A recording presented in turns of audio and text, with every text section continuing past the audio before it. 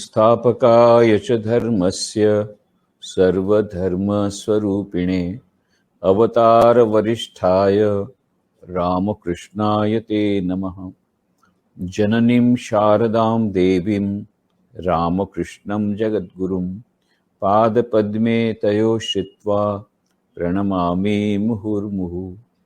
नमः श्रीयतिराजाय विवेकानन्दसूरये सच्चित्सुखस्वरूपाय स्वामिने तापहारिणे। परम पूज्य वीरेश्वरानंद जी महाराज की बातें चल रही है। स्वामी वीरेश्वरानंद ए डिवाइन लाइफ, स्वामी वीरेश्वरानंद एक दिव्य जीवन, जो पुस्तक इंग्लिश हिंदी बंगला में प्रकाशित हुई है, उसमें के कुछ अंशों के बारे में हम लोग यहाँ पर चर्चा कर रहे हैं। स्वामी राघवेशानंद जी, जो कि फिलहाल ऊटा कमांड सेंटर के हेड हैं, उन्होंने अपने संस्मरण में कहा है कि उनका ज्वाइनिंग सेंटर था चेन्नई, मद्रास। तो पूज्य महाराज श्री कई बार मद्रास आते थे प्रेसिडेंट होने के बाद, और महाराज का ज्वाइनिंग सेंटर भी मद्रास था, चेन्नई। तो याद करते थे पुराने दिन, और कभी शाम को, रात को भोजन के बाद साधु ब्रह्मचारियों के साथ बैठते थे, तो उस समय अपने संस्मरण सुनाया करते थे। एक बार उन्होंने कहा, उन्होंने इच्छा प्रकट की कि वो वहाँ पर मद्रास में, चेन्नई में प्रेसिडेंसी कॉलेज में पढ़ते थे। ग्रेजुएशन उन्होंने वहाँ से किया था, पोस्ट ग्रेजुएशन त्रिवेंद्रम से किया। तो लॉ का पोस्ट ग्रेजुएशन त्रिवेंद्रम से किया, ग्रेजुएशन उन्होंने प्रेसिडेंसी कॉलेज चेन्नई से किया। तो उनको पुराने दिन याद आ गए, तो बोले प्रेसिडेंसी कॉलेज देखने की इच्छा प्रकट की, तो महाराज को ले जाया गया। फिर महाराज का ऐसा बच्चों जैसा स्वभाव, तो वे बता रहे थे कि एक हॉस्टल में एक कॉर्नर का कमरा था, तो इसी कमरे में मैं रहता था, और ये जो प्लेग्राउंड है, यहाँ पर मैं कितना हॉकी खेला हूँ। ये फिर लौटते समय एक छोटी सी दुकान थी पकोड़े बेचने वाले की, बोले इसी दुकान से मैं पकोड़ा खाता था। और फिर उस समय भी उन्होंने कुछ पकोड़े मंगवाए, और बच्चों के सामान खा करके आनंद करने लग गए, पुराने दिनों की याद करके कि यही का मैं पकोड़ा खाता था। तो ऐसे बच्चे के स्वभाव जैसा था उनका, बच्चों का जैसा स्वभाव था। फिर रात को सुनाते थे उस समय की बातें। तो जब महाराज मद्रास में थे तो वे भंडारी थे, तो उनका काम ये था कि जो दूध खरीदते थे, तो ऐसा कहा था कि ग्वाला जो है वो अपनी गाय को लेकर के आएगा और सामने दुहेगा, ताकि उसमें पानी न मिला दे। तो एक दिन उन्होंने देखा, वो थोड़ा दूर पर थे, तो गाला आया, और वो क्या करता था, बछड़ा नहीं लाता था, घास फूस का बछड़ा लाता था। तो उसको पूछा गया, भाई तू घास फूस का बछड़ा लाता है? बोले वो तो उसका मैं बहुत वजन होता है, ये घास फूस का तो मैं उठा सकता हूँ। बोले बाकी तो गाय जो देती है दूध, वो तो बछड़े को देख करके देती, उसको तो समझ में नहीं आता कि घास फूस का बछड़ा है या असली बछड़ा है। तो बछड़ा तो घास फूस का ही था, लाता था वो। अब महाराज को उसने पूछा दूर से कि मैं दोहना शुरू कर दूं? तो उन्होंने कहा हाँ ठीक है, दोहना शुरू कर दो। अब पता नहीं क्यों महाराज जी को लगा कि मैं जरा देखूं तो सही कैसे दोहता है। आ करके देखा कि गाय नहीं है, सांड है, और वो ऐसे ही केवल बता रहा है कि मानो दो रहा है, ऐसा ऐसा एक्शन कर रहा है। दूध तो पहले से भरा हुआ है वहां पर पात्र में। पकड़ लिया। फिर महाराज ने उसको बोला, अच्छा तो जब ये गाय भी घास फूस का ले आना था ना, जैसे बछड़े को लाया, बोले इतना दूर, इतना गाय का वजन का, वो घास फूस का भी इतना वजन होता, इसलिए कि सांड को लाया। पर महाराज की बुद्धि इतनी तेज थी, उन्होंने पकड़ लिया ग्वाला को। अब एक बार वही प्रेसिडेंट महाराज जब थे तब मद्रास में इस प्रकार से प्रणाम हो गया। शाम का प्रणाम होने के बाद जब कमरे में आए तो सेवक ने कहा, महाराज लाइट वगैरह बंद कर दूं, शायद अब जप करेंगे। तो महाराज ने हंसते हुए कहा, तो क्या अभी तक आलू छिल रहा था? फिर उन्होंने बताया कि जब भक्त लोग प्रणाम करते हैं तब वो मन में जप करते हैं और प्रत्येक भक्त के अंदर जो ईश्वर है उनको प्रणाम करते हैं। अब हमको कैसे पता पड़े? ये महाराज सब समय जप कर रहे हैं।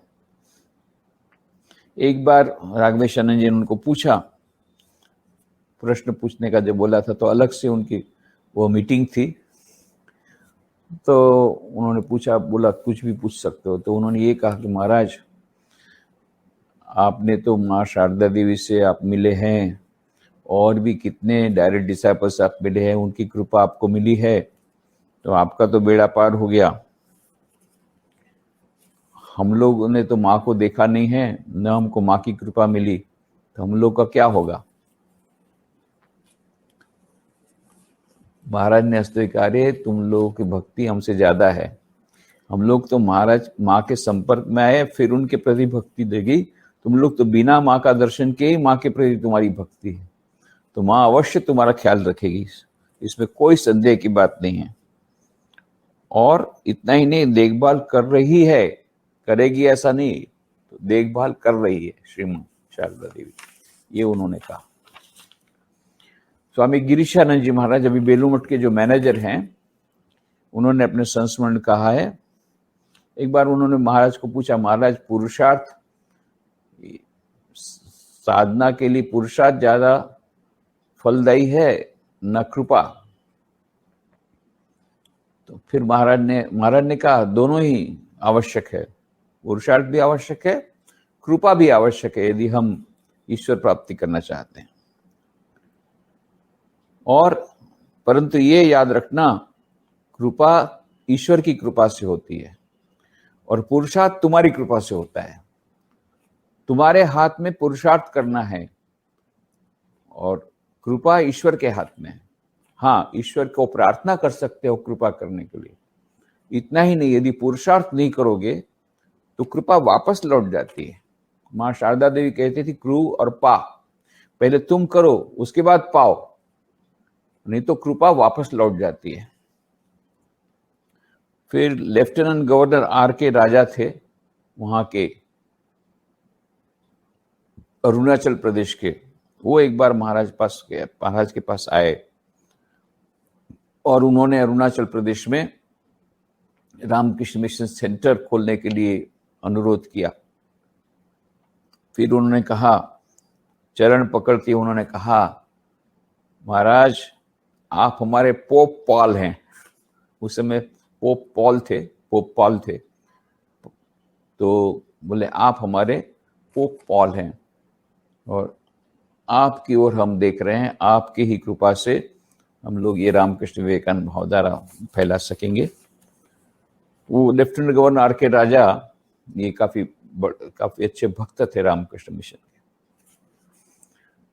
स्वामी वामनानंद जी महाराज, ये अभी हमारा वरानगर मठ है, उनके इंचार्ज हैं। तो उन्होंने अपने संस्मरणों में कहा है कि विख्यात फुटबॉल खिलाड़ी सुभाष भौमिक, इनके माता पिता बहुत भक्त थे और पूज्य महाराज श्री की इन पर बहुत कृपा थी। तो सुभाष भौमिक के पिताजी तो रोज बेलूर मठ में सारा दिन रहते थे और अपनी सेवा देते थे। उनकी माँ भी महाराज के पास प्राय रोज ही आती थी। तो उन्होंने महाराज को कहा कि इनका तो हो गया, अब मेरा भी कुछ कीजिए, मैं भी अपनी सेवा देना चाहती हूँ। बोले तुम एक काम करो, तुम बहनों के लिए कुछ कार्यक्रम लो, नारियों की उत्थान का कुछ करो, पल्ली मंगल शारदा समिति बनाओ। तो बोले मैंने कभी ऐसा काम कुछ किया नहीं है और न तो मैं सिलाई मशीन जानती हूँ।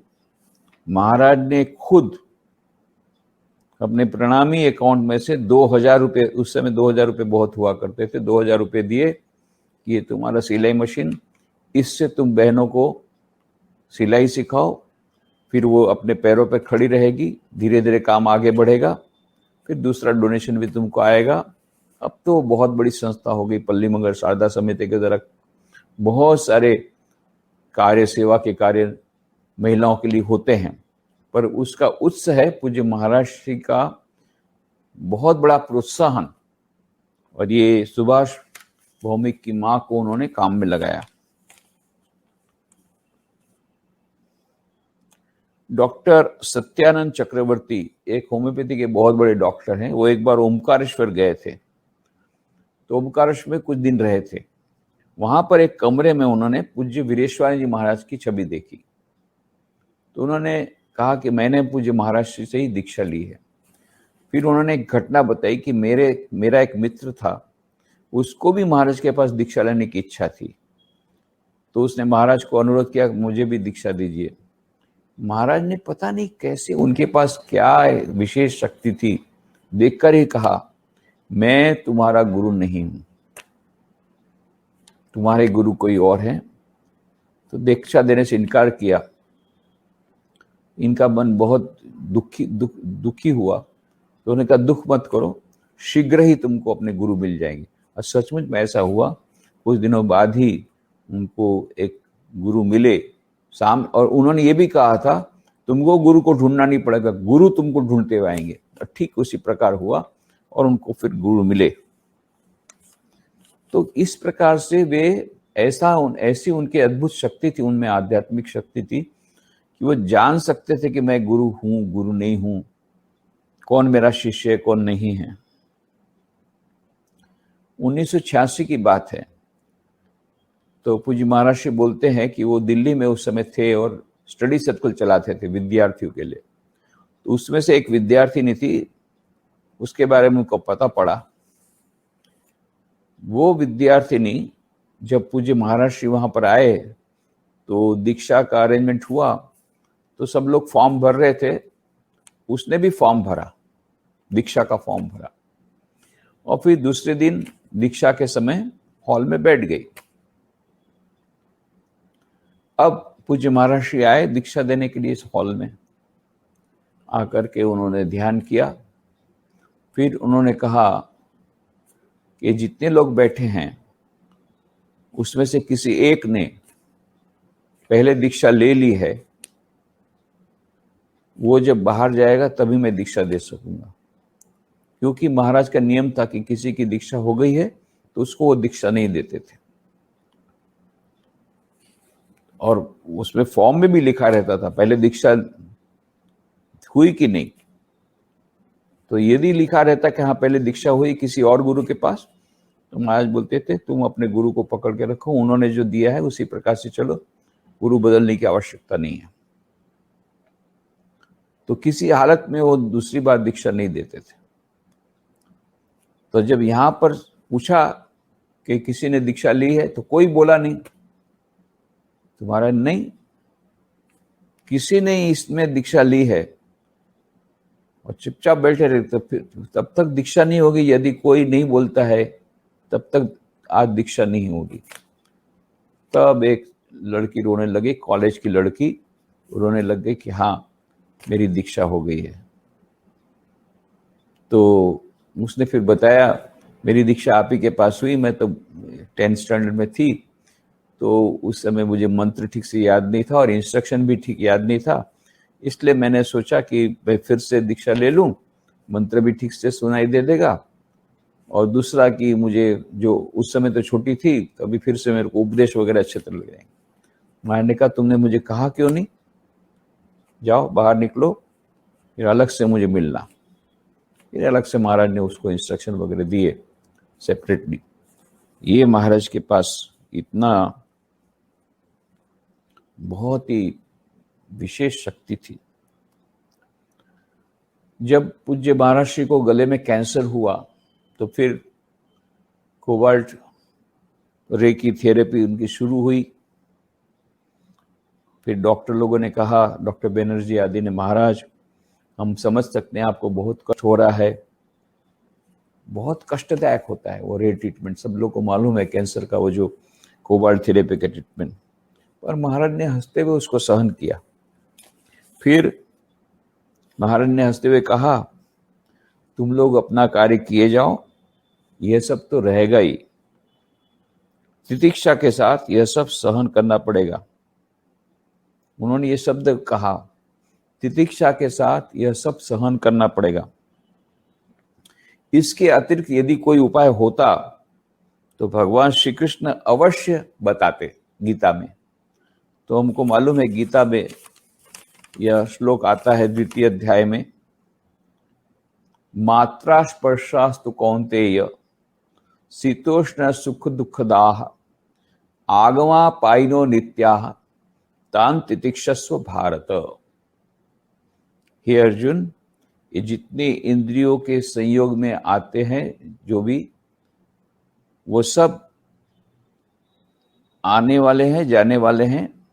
मात्रा स्पर्शास्तु कौन्तेय, ये जितने भी इंद्रियों के सुख हैं ये जाने वाले हैं, आने वाले हैं, जाने वाले हैं। शीतोष्ण सुख दुखदा, और सुख और दुख, शीत और उष्ण आते हैं जाते हैं, कोई ठहरने वाले नहीं है। आगम पाइनो नित्य, आते हैं जाते हैं, तो इसमें से नित्य कुछ भी नहीं है, सब कुछ अनित्य है। अतः तान तितिक्षस्व भारत, उसको सहन करो। और तितिक्षा शब्द यहाँ पर जो कृष्ण भगवान ने दिया, तो आदि शंकराचार्य तितिक्षा पर भाष्य करते हुए लिखते हैं, तितिक्षा क्या है? सहनम सर्व दुखानाम नहीं, सहनम सर्व दुखानाम अप्रतिकार पूर्वकम, बिना प्रतिकार किए हंसते मुंह से यदि कोई सहन करता है तब वो तितिक्षा होती है। रोते रोते तो सभी सहन करते हैं, कोई दूसरा विकल्प जब नहीं रहता है तो हम लोग भी तो सहन करते हैं, दुख तो सहन करते हैं, रोते रोते सहन करते हैं।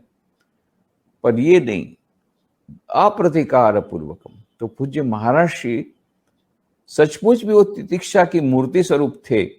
इतना अधिक उनको कष्ट होता था और मुंह पर कोई रेखा नहीं आती थी। इतना ही नहीं, जब उनको ड्रिप दिया गया, ड्रिप देने के बाद तुरंत बाद वो सोचते थे ऐसा नहीं है, तुरंत गाड़ी में बैठ जाते थे बेलूर मठ वापस लौटने के लिए।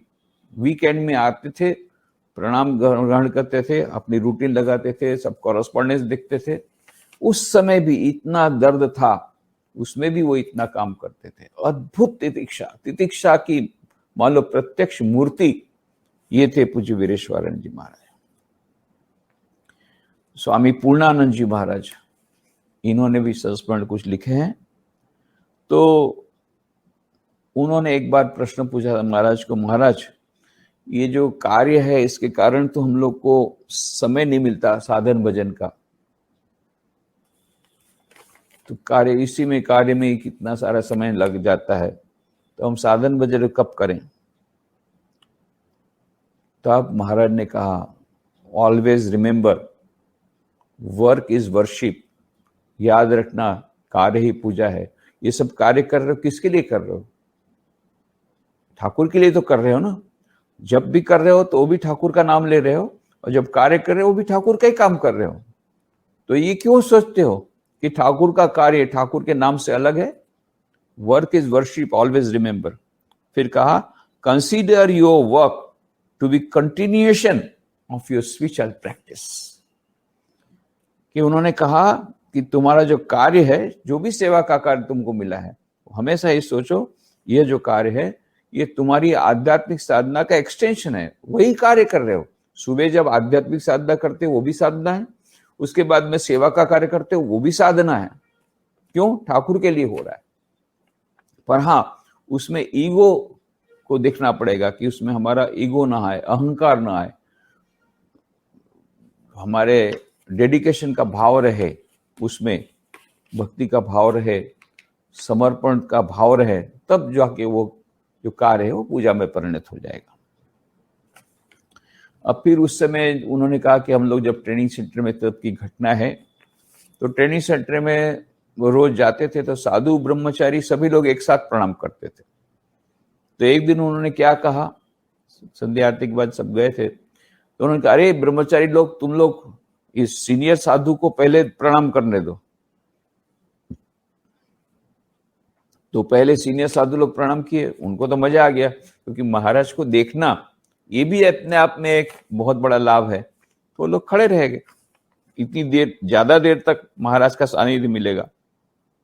वो लोग एक तरफ खड़े हो गए, सन्यासी आते थे, प्रणाम करके जाते थे। तो एक सन्यासी ने कहा, महाराज ये क्या है, आपने तो रोज तो हम लोग एक साथ ही प्रणाम करते हैं, तो आज कुछ रहस्य है, इस प्रकार से कर रहे हैं, हमको आगे प्रणाम करने का बोल रहे हैं। उन्होंने कहा, देखो ये लोग जूनियर है और तुम लोग सीनियर हो, तो पहले सीनियर को अपॉर्चुनिटी देना चाहिए। कब बीच बीच में ऐसा रूल करने से उनको याद रहेगा कि जूनियर होने के नाते उनको पहले सीनियर साधुओं को प्राथमिकता देनी चाहिए। तो साधु लोग जब चले गए, ब्रह्मचारी रहे, तब पता पड़ा महाराज ने अपनी चादर में सब छिपा के रखा था, एक बंडल। वो बंडल उन्होंने निकाला, उसमें सभी ब्रह्मचारियों के लिए रुमाल थे। तो सब ब्रह्मचारी को रुमाल मिला गिफ्ट में। अब वो देना नहीं चाहते, साधु को देना नहीं चाहते सन्यासी को, तो मात्र ट्रेनिंग सेंटर के ब्रह्मचारी के प्रति उनका जो एक विशेष भाव था, विशेष स्नेह था, एक पितृवत स्नेह, मातृवत स्नेह, दोनों मिलकर के जो है था, वो स्नेह वीरेश्वरानंद जी महाराज बीच बीच में कुछ न कुछ आइटम भेज देते थे ट्रेनिंग सेंटर में। पहले तो ट्रेनिंग सेंटर में शाम को केवल चाय मिलती थी, कुछ नहीं मिलता था। एक बार प्रणाम करते समय महाराज ने कहा, तुम लोग सब आनंद में? तो हाँ हमारे आनंद में, पर शाम को बहुत भूख लगती, किसी ने बोल ही दिया। बाकी बाद में सभी ब्रह्मचारी का तुम लोग बेशरम हो के बोल दिया, और उससे फायदा ये हुआ कि फिर दूसरे दिन से महाराज ने अपने पास से, अपने प्रेसिडेंट क्वार्टर से ही बहुत सारा बिस्किट भेज दिया। फिर तो उनकी ये हो गई कि भेजते ही रहते थे सब कुछ, शाम के नाश्ते के लिए जो भी उनके पास आता था ट्रेनिंग सेंटर के लिए रख देते थे। स्वामी चेतनानंद जी महाराज जब ट्रेनिंग सेंटर गए थे, उनको भी ये समस्या हुई थी, शाम को भूख लगती थी, कुछ मिलता नहीं था, वो याद था। तो उन्होंने बहुत सारा पैसा बाद में वहां से अमेरिका से भेजा कि महाराज ये केवल ट्रेनिंग सेंटर के नाश्ते के लिए रखना, ट्रेनिंग सेंटर ब्रह्मचारी के लिए, क्योंकि मैं उस दौर से गुजरा हूं कि कितना हम लोग को कष्ट होता था। तो महाराज ने बोला, नहीं, तुमने जिस प्रकार से कहा है वो केवल ट्रेनिंग सेंटर के लिए उसका उपयोग होगा, पर तुम्हारी जानकारी के लिए बोल दूं कि अभी वो स्टेज नहीं है, जिस प्रकार तुम्हारी स्थिति ऐसी अभी नहीं है। अभी ब्रह्मचारी को बहुत अच्छा नाश्ता मिलता है, फिर भी तुम्हारी इच्छा के अनुसार इसको ट्रेनिंग सेंटर के लिए रखा जाएगा, इस पैसे को, गणेश डोनेशन को। तो ये ब्रह्मचारी को बहुत प्यार करते थे, तो उन्होंने सब ब्रह्मचारी को रुमाल दे दिया एज ए स्पेशल केस। अब फिर उतना ही नहीं, जब वो लोग गए तो दूसरी एक सरप्राइज थी, हरलाल महाराज सबको स्पेशल मिठाई दे रहे थे। सन्यासी को कुछ नहीं मिला, ब्रह्मचारी को स्पेशल मिठाई मिला। उस समय मिठाई खाते खाते पास में ही, या बाद में तो पार्टीशन है, उसके बाद में तो ये लोग मिठाई खा रहे थे। ब्रह्मचारी फिर खूब मजा किया, खूब जोर जोर से ठहाका मार के हंस रहे थे। तो ब्रह्मचारी में गणेश नाम का एक ब्रह्मचारी था, गणा उसको बोलते थे वो लोग। तो गणा ने अपनी बुद्धि लगाई, तुम जानते हो ये महाराज ने रुमाल क्यों दिया है? बोले, हमको क्या पता, तुमको महाराज ने कुछ कहा है क्या? बोले, इसमें कहने का क्या है, ये तो कॉमन सेंस है। ये हम लोग जब ध्यान करेंगे तो नेचुरली विरह की वेदना के कारण हमारे आंख में आंसू आएंगे, तो महाराज ने वो आंसू पोंछने के लिए रुमाल दिया है। अब महाराज उस समय सुन रहे थे, तो बुलाओ तो ब्रह्मचारी को, फर्टाइल ब्रेन वाला ब्रह्मचारी को बुलाओ, महान विद्वान को बुलाओ। तो बोले, तुमको कैसे पता पड़ा कि मैंने क्यों रुमाल दिया? तो बेचारा शर्मिंदा हो गया। एनीवे, तो महाराज ने फिर उसको स्पेशल मिठाई दिया। तो महाराज का ट्रेनिंग सेंटर के ब्रह्मचारी के प्रति विशेष प्रेम। अभी एक बार ऐसा हुआ, महाराज बोलते हैं, पूर्णानंद महाराज, की रात को 11 बजे मैसेज आया ट्रेनिंग सेंटर में कि प्रेसिडेंट महाराज बुला रहे हैं। अरे बाबा रे, आप समझ सकते हैं, रात को 11 बजे प्रेसिडेंट महाराज के क्वार्टर से आया, सभी ब्रह्मचारियों को जाना है वहां पर। सब लोग सोचे क्या हो गया, अब चिंता में पड़ गए। भाऊ महाराज प्रिंसिपल उस समय थे, वो भी बहुत चिंता में हो गए, क्या हुआ? गए सब लोग 11 बजे रात को। वहां जाकर महाराज खड़े थे, हंसते हुए खड़े थे, इससे सब लोग का टेंशन चला गया। बात क्या थी? बात उन्होंने कहा, एक फूल उन्होंने देखा था। फूल का नाम है, वो कैक्टस के जाति का फूल था, क्वीन ऑफ बेथलेहेम। वो ऐसा पुष्प था कि रात को 11 से 6 के बीच में ही खिलता था। सुबह 6 बजे बंद हो जाता था, अपने आप उसकी पखुड़ियां बंद हो जाती थी, और 11 बजे खिलता था रात को। तो महाराज की इच्छा थी, उनको बहुत सुंदर फूल लगा, उनको आनंद हुआ, तो उनको मन में इच्छा हुई ब्रह्मचारियों को भी आनंद में दूं। तो उस समय रात को उनको बुलाया। ऐसा प्रेम था उनको ब्रह्मचारियों के प्रति, पूरा मातृवत्सल हृदय, पितृवत्सल हृदय। अब एक बार ऐसा हुआ कि बहुत वर्षा हुई, तो माँ के मंदिर, श्री माँ शारदा जी का मंदिर है बेलू मठ में, पानी भर गया एकदम, 5-5 3-3 फीट पानी। तो कोई के ब्रह्मचारी को फिर ऐसा हुआ कि चलो इसमें तैरे, पर भव महाराज प्रिंसिपल को पता पड़ेगा तो डांट पड़ेगी। शांतानंद जी महाराज, वो भी माँ के शिष्य थे, उस समय थे वहां पर, तो वो व्हील चेयर में आए वहां पर पानी देखने। अरे बोले, क्या करो ना तुम लोग, तुमको इच्छा हो रही नहाने की पानी में, वर्षा के पानी में नहाओ, तैरो। पर फिर भी वो लोग थोड़ा संकोच कर रहे थे। इतनी देर में प्रेसिडेंट महाराज आए पानी देखने के लिए। उन्होंने कहा, तुम लोग को तैरना हो तो तैरो, पर मेरा नाम मत लेना कि मैंने तुमको तैरने को बोला है। जब भव महाराज तुमको डांटेंगे और डांट खा लेना। फिर तो क्या था, इनडायरेक्टली तो परमिशन मिल गई, प्रेसिडेंट महाराज के ऊपर कौन बोलने वाला है। सब लोग बढ़िया मजे से वहां गंगा में तैरे और ये मजा किया। एक बार श्री राम, वो प्रेसिडेंट महाराज गए थे ठाकुर के मंदिर में प्रणाम करने के लिए, तो उस समय उनका सेवक था वहां पर। उस समय एक दूसरा आदमी, ऐसे ही एकदम गरीब कोई आदमी, गंगा का स्नान करके वही गमछा पहनकर ही ठाकुर के सामने प्रणाम कर रहा था। अब महाराज जा रहे हैं, तो सेवक ने सोचा कि महाराज को दर्शन नहीं होगा तो उसको दूर हटाना चाहिए। तो जा रहे थे तो महाराज को मालूम हो गया कि ये उसको हटाने के लिए जा रहे, उसको पकड़ लिया हाथ से, जाने नहीं दिया। फिर जब वो अपने आप प्रणाम करने गया, उसके बाद उसको छोड़ा। फिर उन्होंने बताया क्यों उसको पकड़ लिया था उस सेवक को। उन्होंने कहा, देखो ठाकुर के समक्ष भिखारी और राजा या president of the Ramakrishna Mission सब कुछ बराबर है, उनकी समक्ष सब बराबर है। इसलिए किसी को इस प्रकार हटा करके कभी ऐसा मत करना। कोई दर्शन कर रहा है उसको कभी डिस्टर्ब मत करना। ये महाराज ने एक बहुत बड़ा लेसन वहां पर उस समय के लोगों को दिया, वहां पर साधुओं को। एक बार ऐसा हुआ कि भव महाराज उस समय काकुड़गाछी के महंत थे। अब उन्होंने कोई ब्रह्मचारी भेजा था किसी काम से, और महाराज ने क्या किया, उसको भेज दिया रिलीफ वर्क के लिए, बिना उनको पूछे। इनको जब पता पड़ा मैंने ब्रह्मचारी को किसी काम से बेलू मठ भेजा है, मेरे को बिना पूछे उसको रिलीफ वर्क में भेज दिया है, बहुत उनको गुस्सा आया। अभी जाके लड़ाई करता हूं प्रभु महाराज से। एकदम गए बेलू मठ पूरी तैयारी के साथ, एकदम झाड़ देंगे उनको प्रभु महाराज को। बस इधर प्रभु महाराज को पता पड़ा ये पूरा एकदम फायर ब्रिगेड, फायर आ रही पूरा, ये पूरी अग्नि से भरपूर है ये, अभी पूरा गुस्से के साथ आ रहे हैं, तो कोई फायर ब्रिगेड इसमें काम नहीं करेगा। तब उन्होंने क्या किया, उस समय गंगा स्नान करने गमछा पहन के जा रहे थे। उन्होंने क्या किया, जैसे पलट गए, पीठ दिखाई, मारो जितना मारना हो मार लो। महाराज का गुस्सा उसी समय शांत हो गया। बाबा रे बाबा, इतने बड़े स्वामी जी, उसको मैं मुक्का मारूंगा? बोले मार लो, तुम्हारा तो गुस्सा शांत करो।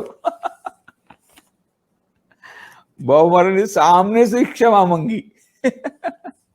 महाराज ने तो क्षमा मांगी कि भाई बहुत अर्जेंट था इसलिए भेजना पड़ा रिलीफ वर्क के लिए, पर उन्होंने सामने से क्षमा मांगी कि महाराज मैं इस प्रकार से गुस्से में आ गया, मेरे लिए ठीक नहीं है। तो ये इस प्रकार से वो मैनेज करते थे सब कुछ।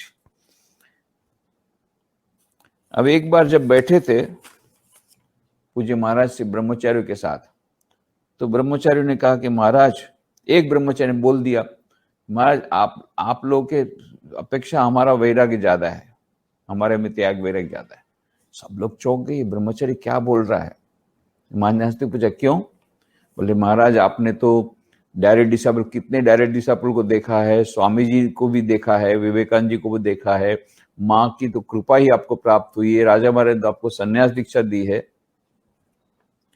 और हम तो बिना किसी में से उनमें से किसी को नहीं मिले हैं, और फिर भी अपना घर बार छोड़ के आए हैं, तो हमारा त्याग और वैराग्य ज्यादा है कि नहीं? तो महाराज ने हंसते हुए कहा हाँ ये बात तो ठीक है, ये बात ठीक है, केवल यही बात है कभी कभी तुम लोग का माथा गर्म हो जाता है।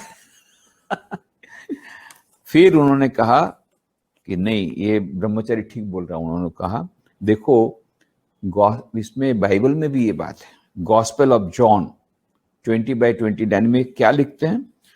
क्राइस्ट बोलते हैं because thou has seen me thou has believed, blessed are they that have not seen me and yet have believed. और इसी कारण तुम लोग धन्य हो। वहां पर ये गॉस्पेल ऑफ जॉन में क्या कहा? क्राइस्ट बोलते हैं तुम लोगों ने मुझे देखा है इसलिए तुम लोग मुझ पर विश्वास करते हो, पर जो लोगों ने मुझे नहीं देखा फिर भी मुझ पर विश्वास करते हैं वे लोग धन्य हैं। फिर महाराज ने कहा तुम लोग भी धन्य हो जो इस प्रकार से तुम लोग आए हो यहाँ पर अपना सर्वस्व छोड़ करके। तो महाराज इतने नम्र थे, निरभिमानी थे, वो खुद बोलते हाँ साधु। ये ब्रह्मचारी ट्रेनिंग सेंटर के ब्रह्मचारी अभी कुछ 4 साल भी नहीं हुआ, उसको बोलते हाँ तुम लोग हमसे महान हो। कितनी निरभिमानिता। कहाँ प्रेसिडेंट महाराज, समस्त रामकृष्ण मठ मिशन के प्रेसिडेंट ब्रह्मचारियों के सामने बोल रहे हैं हाँ तुम लोग महान हो। कितनी निरभिमानिता, कैसी अहंकार शून्यता, कैसी नम्रता, और कितनी आध्यात्मिकता। सचमुच में पूज्य वीरेश्वरानंद जी महाराज एक अनूठे आध्यात्मिकता संपन्न महान व्यक्ति। उनको प्रणाम करके समापन करते हैं। ओम शांति शांति शांति। हरि ओम तत्सत। श्री राम कृष्णार्पणमस्तु।